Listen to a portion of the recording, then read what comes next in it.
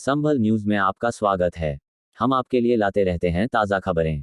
भारत में एक दिन में रिकॉर्ड 80 लाख लोगों को लगाई गई कोरोना वैक्सीन। देश में 18 साल से अधिक उम्र के सभी लोगों के लिए कोरोना वैक्सीन मुफ्त दिए जाने के पहले दिन ही ये रिकॉर्ड बना है। सरकार ने 21 जून से टीकाकरण कार्यक्रम को तेज गति देने का ऐलान किया था। भारत में सोमवार को एक दिन में रिकॉर्ड 80 लाख लोगों को corona vaccine India record Covid vaccination लगाई गई है।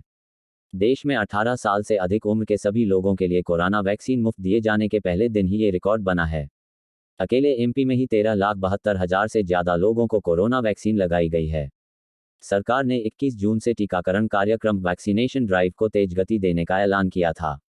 केंद्रीय स्वास्थ्य मंत्रालय हेल्थ मिनिस्ट्री की ओर से सोमवार को दी गई जानकारी में कहा गया है कि कोविड वैक्सीनेशन की नई संशोधित गाइडलाइन जारी होने के पहले दिन यह रिकॉर्ड बना है।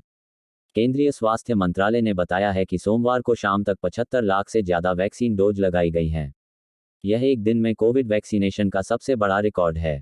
इससे पहले 2 अप्रैल को 42,61,000 से ज़्यादा वैक्सीन डोज लगाई गई थी। केंद्र सरकार ने इससे पहले 1 मई को वैक्सीनेशन नीति वैक्सीनेशन पॉलिसी में बदलाव किया था और राज्यों पर 18 से 44 साल के युवाओं के टीकाकरण का बोझ पर डाल दिया था।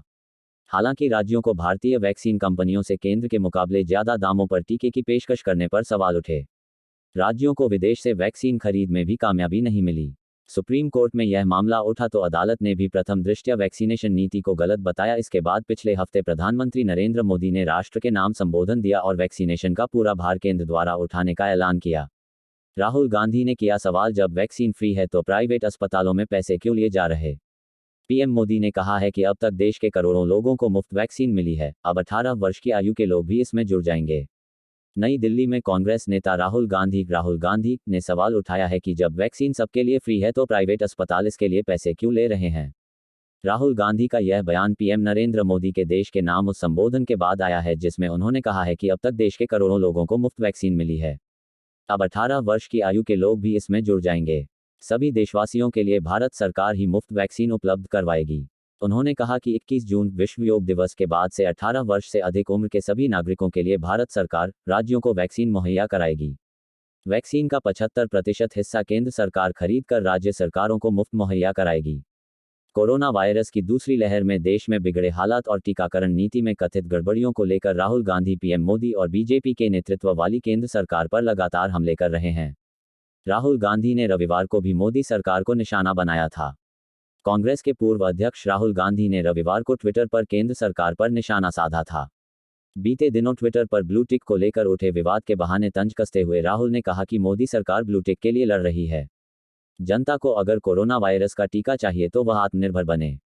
राहुल गांधी ने ट्वीट किया, ब्लू टिक के लिए मोदी सरकार लड़ रही है, कोविड टीका चाहिए तो आत्मनिर्भर बनो।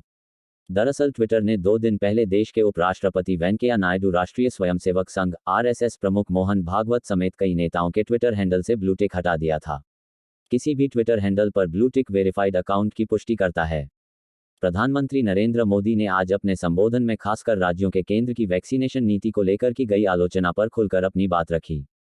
पीएम मोदी ने कहा कि राज्यों ने ही कहा था कि उन्हें वैक्सीन खरीद और टीकाकरण करने का अधिकार दिया जाए और युवाओं को भी वैक्सीन लगाई जाए, लेकिन उन्हें इस अभियान की अड़चन और कठिनाइयों का एहसास अब हो गया है।